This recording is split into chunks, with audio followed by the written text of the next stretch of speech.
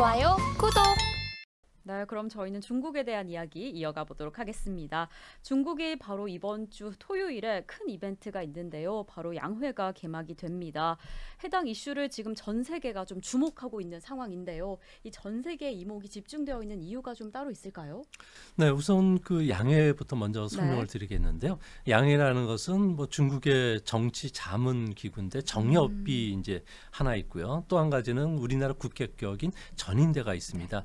뭐 전인대 같은 경우는 1년에 한 번 개최가 되고서 뭐 중국 전역의 직장뿐만 아니라 각 성시를 대표하는 3,000명 정도 되는 의원들이 이제 참석을 하는 회의인데요.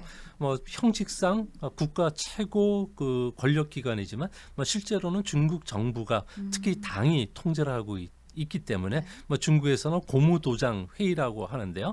올해는 아무래도 시진핑 3기가 시작됐기 때문에 뭐 성장률 목표를 어떻게 정할지, 앞으로 5년간 경제정책 방향을 어떻게 꾸려갈지가 이야기되는데요. 특히 올해 전 세계가 주목하는 것은 중국 정부가 시진핑 3기 하기 1, 2년 전부터 아무래도 당정군의 인사를 대개혁을 했는데 이제 그 전인대 하기 전인 그 이중전회를 지금 시작을 하고 있습니다. 그래서 지금 현재 하고 있는데 현재 보면은 국유기업체들이 중국에서 220만 개 정도 되는데 여기에 그 CEO들뿐만 아니라 고급 간부들을 싹 다 교체하는 작업을 하고 있다고 합니다.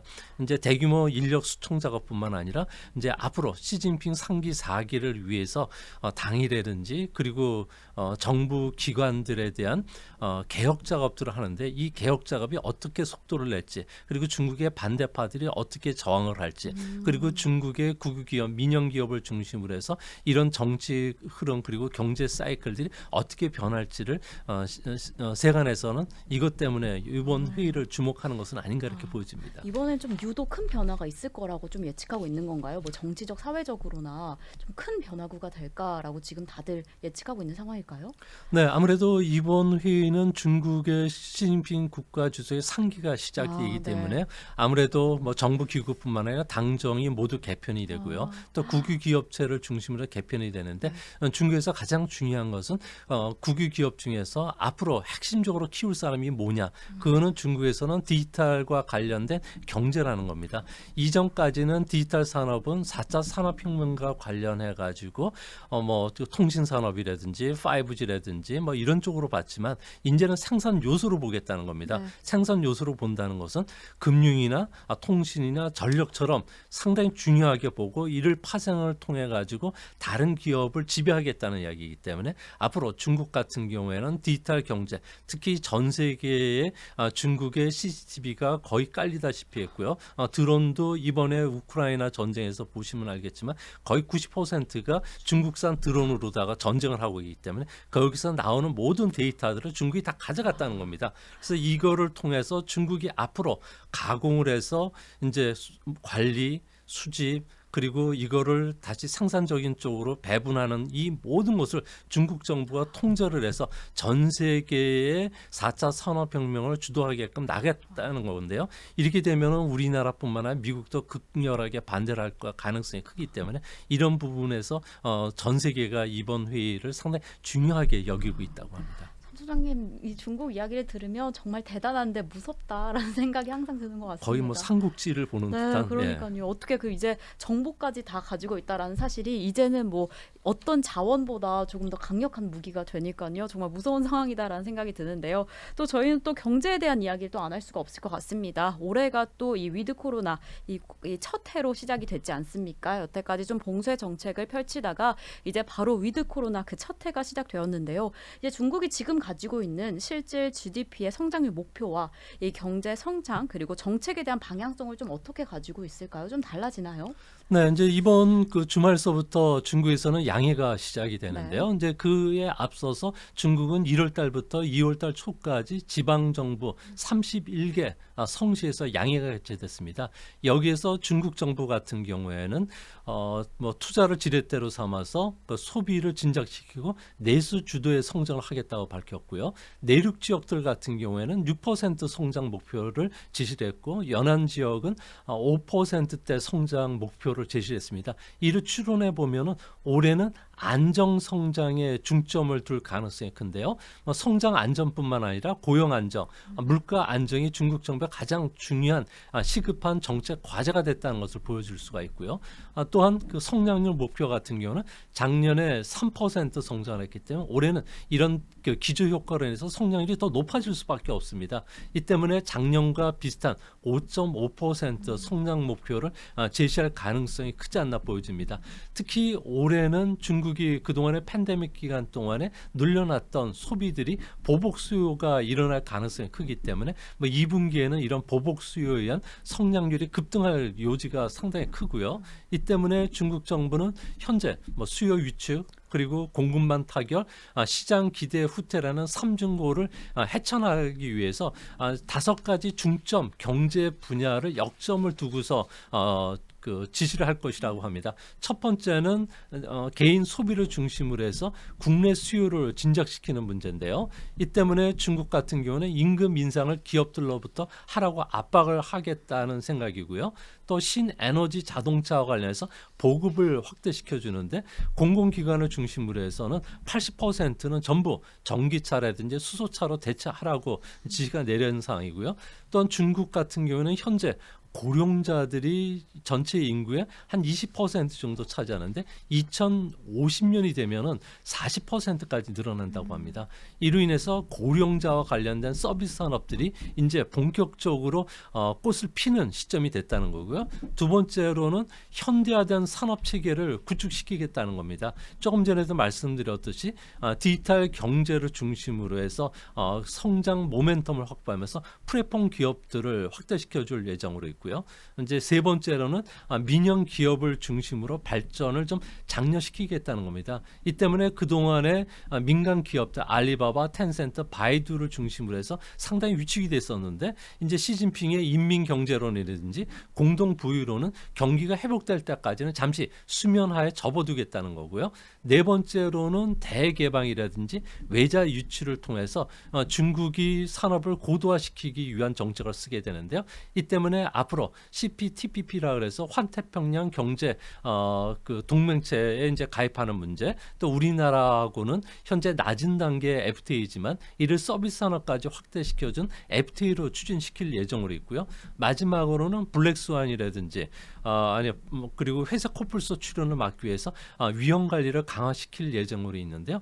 아무래도 그 상반기에는 중국 정부가 돈을 풀겠지만 하반기에는 이런 그 돈 푼 게 경기를 자극시킨다든지 부실채권으로 늘어난 것을 막기 위해서 이제 긴축 정책으로 언제든 전환시키지 않을까 이렇게 보여집니다.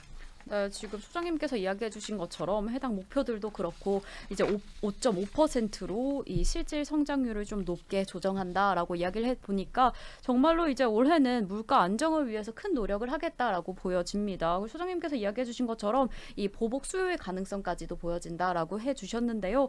그러면 중국에서 이 보복 수요뿐만 아니라 이 보복 소비가 좀 찾아오게 된다면, 미국에서 그랬듯이 좀 찾아오게 된다면 이 세계 전체적인 경기 회복에도 좀 도움이 될까요? 워낙 또 중국 힘이 세다 보니까 그런 현상이 나타나게 되면 이 전반적인 세계 경제도 좀 도움이 될까 싶습니다. 네, 2008년도였죠. 네. 그 리먼 사태 이후에 중국이 4조 위엔의 SOC 사업들의 대규모 투자를 단행하면서 세계 경제 성장률을 지금까지 이끌어왔는데요. 하지만 그 당시와 지금을 보면은 중국의 SOC 사업들은 이제 더 이상 투자를 할 수 없을 정도로 어느 정도 수준에 올라와 있는 상태입니다. 이 때문에 투자 주도의 성장은 할 수가 없는 상황이고요. 이 때문에 소비 주도의 성장을 해야 되는데 팬데믹 기간 동안에 중국인들이 초과 저축을 보면은 2조 한 6천억 달러 정도가 됩니다. GDP 대비 한 3.5%인데요.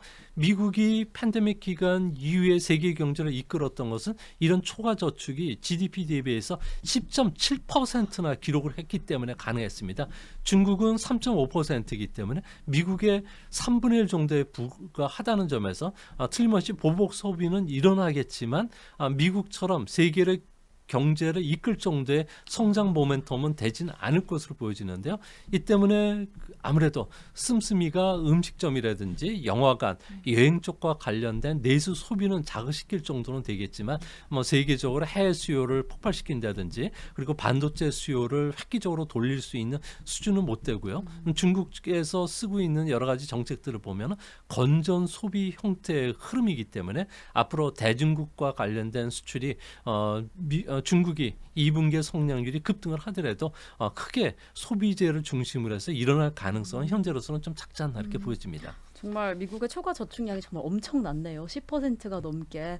그래서 소장님께서 그래도 2분기 성장률을 그냥 반짝 특수 정도는 좀 기대해 볼 수 있다라고 좀 이해해도 괜찮을까요? 네, 그렇습니다. 2분기 중국의 성장률이 거의 뭐 바닥이다시피 네. 했기 때문에 네. 여기에 따른 기저 효과가 틀림없이 일어나는데 네. 문제는 소비와 관련된 특수들이 아무래도 중국이 소비 자국 정책을 쓰고 그리고 자동차라든지 가전제품에 대한 소비 쿠폰을 지급을 해주고 있고요. 네. 또 지방 정부 같은 경우에는 여러 가지 그 소비를 자극시키기 위해서 뭐 1:1 서비스 세일이라든지 여러 가지 정책들을 쓰기 때문에 뭐 2분기 중국 경제가 회복이 되면은 뭐 우리나라 주시장이 더 좋지 않을까 생각이 듭니다. 그 여러모로 좀 좋은 기운이 불어오면 좋겠다라는 생각이 드는데요. 사실 최근에 중국발 이 반도체 업종에 좀 차가운 바람이 계속해서 불어왔던 것 같습니다. 이 미국의 기술 수출 규제로 인해서 정말 이 중국뿐만 아니라 우리나라도 그랬고요. 정말 동명기에 들어갔다라고 보여졌는데요. 그렇게 조금 풀리게 되면 상황이 풀리게 되면 중국의 반도체 경기 역시나 좀 회복을 기대해 볼 수가 있을까요? 네, 중국 같은 경우는 반도체와 관련된 투자를 지금까지 엄청나게 네, 해왔거든요. 뭐 한 24조 원 이상 투자를 해왔고요. 하지만 중국 같은 경우에는 조금 전에도 말씀드렸듯이 디지털 경제로 나가면서 세계 그 강대국 패권을 쥐는 것을 철저히 막기 위해서 입구서부터 출구까지 반도체와 관련해서 모든 그 규제 장치를 꽁꽁 묶어놓고 있습니다. 뭐 반도체 장비뿐만 아니라 미국인들의 중국 반도체 기업의 취직하는 문제, 제조업 장비 조달 자체도 지금 막고 있기 때문에 뭐 중국 같은 경우에는 지금 신규 생산 공장 라인들이 지금 멈춰준 상태인데요. 중국 제조 2025에 의하면은 뭐 중국은 반도체와 관련된 작업률을 75%까지 끌어올릴 예정으로 있겠지만 앞으로도 계속 30% 정도 수준에 머물 가능성이 크지 않을까 보여지는데요. 이를 잘 보여주는 게 중국을 대표하는 양츠 메모리 같은 경우에는 애플 아이폰의 반도체를 납품하기 위해서 무려 11조 원 규모의 제2공장을 증설해가지고 반도체 생산 능력을 3배로 끌어올릴 예정으로 있었다고 합니다. 하지만 미국이 2022년 10월 달부터 여러 가지 규제 장치하면서 반도체 생산 공장 증설이 지금 멈춰준 상태고요. 기존에 있었던 인력도 10% 정도 축소를 시키고 신규 인력 채용도 모두 중단된 상태라고 합니다. 이 때문에 뭐 중국 같은 경우에 이제 앞으로 대만과 관련된 위협이 더 늘어나면은 러시아처럼 여러 가지 경제 제재를 취할 수 있다는 점에서 뭐 중국 정부의 고민도 여기 있을 거로 보여지고요. 다행히 뭐 우리나라 같은 경우는 중국의 반도체와 관련된 수출은 경기가 회복이 되고 보복수가 일어난다면은 아무래도 좀 반등할 가능성이 크기 때문에 뭐 삼성전자라든지 SK 하이닉스 같은 경우도 너무 부정적으로 보실 필요는 없지 않나 이렇게 생각이 됩니다. 네, 사실 방금 이야기해 주셨던 두 종목들이 어떻게 우리 개인 투자자분들의 대부분 보유하고 계신 종목이 아닐까 싶었습니다. 그래서 더 관심이 많았던 것 같은데 이 반도체 업종 중국에서부터 조금 더 좋은 바람이 불어오길 기대해 보겠습니다. 네, 그럼 저희가 바로 이어서요. 우리가 아까 이야기했던 것처럼 이 전인대에서 최근에 이제 시진핑 3기를 이끌 지도부 인사도 결정된다 하셨는데 이제 그런 점은 되게 큰 변화가 찾아온다라고 해석이 되는 부분이지 않을까 싶습니다. 정말 그렇게 큰 변화가 나올 거고 정말 다양한 정책이 나올 텐데요. 저희가 좀 주식시장 입장에서 주목해야 할 조금 더 집중해야 할 변화가 좀 뭐가 있을까요? 좀 중국 테마적인 입장에서 어떤 게 좀 있을까요? 네, 중국을 이야기하실 때는 중국은 정치적 그 사이클이 주식시장에도 그대로 영향을 네, 미치는데요. 5년에 한 번 중국에선 대규모 인사이동이 있습니다. 뭐 9천만 명의 공산 당원들의 인사이동이 있고요. 또한 4천만 명 중국을 이끌어가는 공무원들의 인사이동이 있고요. 이것뿐만 아니라 200만 개 국유기업체 간부들이 싹 바뀌게 됩니다. 이렇게 되면은 한동안은 혼란이 있겠지만 하반기부터는 이들에 의해서 새로운 그 정책 방향대로 꿀벌 사이드처럼 일사불란하게 지금 진행이 되는데요. 이 때문에 중국은 앞으로 5년간 내수주도의 성장, 디지털 경제가 앞으로 5년간을 중국 경제를 뒷받침하기 위해서 엄청난 투자뿐만 아니라 여기에 모든 사회적인 정치적인 포커스들이 맞춰지게 됩니다. 당장 중국은 그 소비를 자극시키기 위해서 GDP의 20%를 차지하고 있는 부동산 시장과 관련해서 1조 유엔의 대출뿐만 아니라 180만 명 정도가 부동산과 관련해서 미분양 주택을 껴안고 있었는데 입주도 못하는 상황입니다. 정부 보증 하에서 이를 추진한다니까 이제 마음 놓고 쓸 수도 있게 좀 만들어줄 가능성이 크고요. 또한 뭐 가전이나 자동차와 관련된 소비 쿠폰을 계속 발행하면서 소비를 자극시킬 가능성이 큽니다. 이 때문에 뭐 중국 같은 경우에는 신자동차 수요뿐만 아니라 자동차와 관련된 충전 시설들과 관련된 대규모 투자들이 일어날 가능성이 크고요. 이렇게 되면은 뭐 구리라든지 알루미늄, 뭐 니켈과 관련된 수요들이 크게 늘어날 수밖에 없지 않나. 또 한 가지는 중국의 새로운 경제인 데이터 이코노미를 추진하게 되는데요. 2035년까지는 새로운 성장 엔진을 데이터로다가 찾겠다는 겁니다. 이 때문에 뭐 중국 정부가 데이터를 수집해서 그리고 사용하고 유통하는 모든 영역에서 관여를 할 가능성이 큰데요. 이 관여와 관련해서는 그동안에 중국 정부가 내수 시장을 진작시키기 위해서 뭐 금융이라든지 그리고 철도나 그리고 통신이나 이런 쪽에 모든 소프트웨어는 외국 자본이 들어와서 영업할 수 있도록 허용했지만 이제는 생산 요소로 작용하기 때문에 중국 정부가 국산화를 서두를 가능성이 크다고 합니다. 이 때문에 이거와 관련된 막대한 이윤 투자들이 진행이 되니까 데이터와 관련된 사용하는 금융기관장들 그리고 통신 그리고 뭐 철도라든지 에너지와 관련된 대규모 인사이동이 좀 있지 않을까 보여집니다. 이 때문에 앞으로 이런 것들이 어느 정도 진정되면 하반기 부터는 서비스 수요 그리고 온라인 소비, 에코 소비와 관련된 새로운 성장 모멘텀이 부각이 되면서 뭐 우리나라 증시에서도 이거와 관련된 데이터 경제와 관련된 테마주들이 부각이 될 수 있다는 점에서 이번에 전인대에서 이 내용을 꼭 확인해 줄 필요가 있고요. 다음 시간이 되면 이런 그 데이터 이코노미와 관련된 우리나라의 그 수혜가 어떤 산업인지를 다시 한번 알려드리는 기회를 갖도록 하겠습니다. 네, 꼭 다음에도 알려주시면 좋을 것 같은데요. 중국이 그리고 이번에 특히나 이 내수 경제를 위해서 좀 더 노력할 것이다라고 이야기를 해주셨고 또 집중해야 할 분야는 바로 이 데이터 이코노미 또 이야기를 해주셨는데요. 정말 새로운 성장의 모멘텀을 위해서 좀 집중할 것으로 보여지니까요. 이러한 영향이 우리 증시에 어떠한 영향을 미치게 될지도 저희가 또 추후에 함께 확인해 보도록 하겠습니다. 소장님께서 중간에 이 부동산에 대한 이야기도 좀 해주셨는데요. 최근에 중국도 이 부동산 경기를 회복시키기 위해서 정말 다양한 부양책을 발표하고 있는 것 같습니다. 그런데 부동산 정책이 발표된다 하면 좀 걱정되는 게 이 부동산 버블이 생기지 않을까 하는 점이지 않을까 싶습니다. 그래서 이제 중국도 정말 잘 이행을 해서 부동산 버블이 터지지 않고 잘 연착륙이 가능할까요? 네, 중국은 올해는 부동산과 관련해서 큰 위험은 없다고 생각이 되는데요. 네. 중국 같은 경우는 토지 국유제 그리고 은행이라는 자금을 중국 정부가 쥐면서 이를 통해서 대출을 일으켜서 계속적인 투자를 해왔습니다. 소위 말해서 토지 매각이라는 연금술을 이용해서 중국 정부가 그동안에 성장을 해왔는데요. 이 때문에 중국의 GDP 대비해서 부채 비율이 부동산에 대한 부채 비율이 14%까지 높아졌고요. 또한 그 개인들의 그 부채까지 포함하는 35조 원 정도가 부동산과 연관이 되어 있습니다. 부동산 버블이 만약 터졌을 경우에 아무래도 중국 같은 경우는 자산 버블은 세상에서 경험하지 못한 아주 끔찍한 사태까지 일어날 수 있을 뻔했는데요.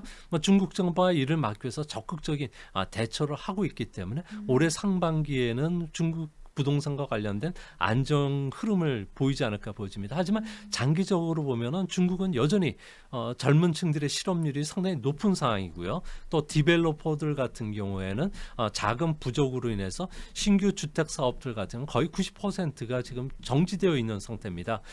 또한 인구 감소가 또 진행이 되고 있는 상황이기 때문에 부동산 불패 신화가 이미 깨졌다는 측면에서 내년도에는 경기가 그리고 시진핑의 국가 권력이 견고해진다면 부동산과 관련해서는 부실 문제를 아무래도 정리해 들어갈 수 있다는 점에서 중국 부동산과 관련된 타마주들은 상반기에 반짝할 가능성이 크지 않나 보여집니다.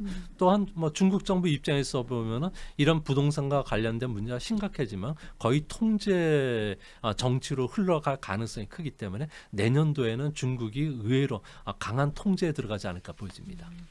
네, 사실 부동산 관련돼서 우리나라에서도 정말 큰 이슈로 꼽히고 있는데 그래도 위기는 좀 적을 것이다라고 이야기를 해주셔서 마음이 한편으로 좀 놓이고 있는 것 같습니다. 사실 이 중국에서 위기가 불어온다 하면 아시아 증시 전반이 흔들리고 또 우리 증시도 많은 영향을 미치게 되는데요. 그래서 저희가 최근에 아시아 증시 상황을 좀 살펴보면 이 외국인 투자자들의 매수세가 좀 남달랐던 것 같습니다. 이 최근에 이 아시아 증시에 외국인 투자자들이 정말 매수세와 이 매도세를 정말 잦은 속도로 반복했던 것 같은데요. 다시 언제 이렇게 매수세로 돌아와줘서 좀 든든한 자금이 되어줄지 궁금합니다. 네, 작년 연말서부터 외국인들은 뭐 국내 시장에 한 7조 원 가까이 매수했고요. 네. 이것뿐만 아니라 중국은 27조, 그리고 일본은 12조 원 정도를 매수를 했습니다. 근데 최근 2월 달 들어와서부터는 외국인들이 샀다 팔았다 하면서 더 이상 사지를 않고 있는 모습을 보여주고 있는데요. 이는 아시아가 전 세계 제조업 공장이 되는데 미국의 제조업 지표들이 상당히 좀 안 좋게 되고요. 또 금리 인상에 따라서 미국뿐만 아니라 세계 그 수요가 감소하고 있기 때문에 그렇지 않나 보여집니다. 또 한 가지는 이 많은 자금들이 아시아 시장으로 들어왔던 자금들이 최근에 유럽 시장으로 많이 급속도로 빠져나가고 있는데요.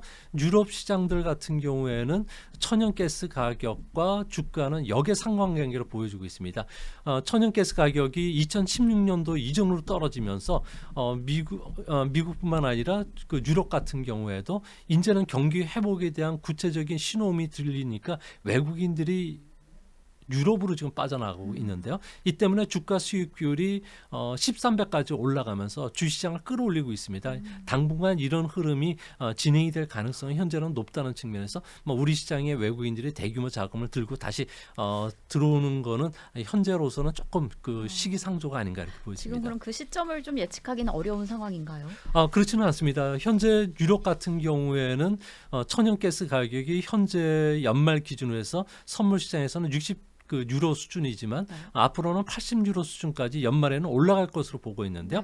이렇게 된다면 실적 하락에 그리고 천연가스 가격이 올라가면서 주가 수익 비율은 13배에서 11배 수준까지 떨어질 수가 있습니다. 이렇게 되면 주가 수익 비율은 10%, 실적은 10% 하락한다면 주가는 20% 정도 하락할 수가 있는데요. 이렇게 되면 하반기 정도가 되면은 뭐 우리 시장으로도 외국인들이 다시 유럽 시장에서 빠져나온 자금들이 유입될 가능성이 크고요. 그 시점이 바로 우리의 그 재정 확대 정책이라든지 또 중국의 경기 회복과 맞물려서 우리 경제가 좀 회복되는 그런 시점이 있다는 점에서 하반기 우리나라 경제 특히 주시장과 관련해서는 좀 비중을 높이셔도 되지 않을까 좀 긍정적으로 보고 있습니다. 네, 소장님께서 오늘 정말 긍정적인 이야기, 희망찬 이야기를 많이 해주셨는데요. 최근에 정말 이 외국인 투자자의 매도세로 우리 주식시장이 좀 힘든 시간을 겪었던 것 같습니다. 근데 이 외국인 투자자분들이 이 유럽 시장으로 많이 유출되어 있는 상황이다라고 이야기를 해주셨는데요. 그래도 하반기쯤에는 그 매수세가 다시 회복되지 않을까라는 기대를 해봅니다. 좋아요, 구독!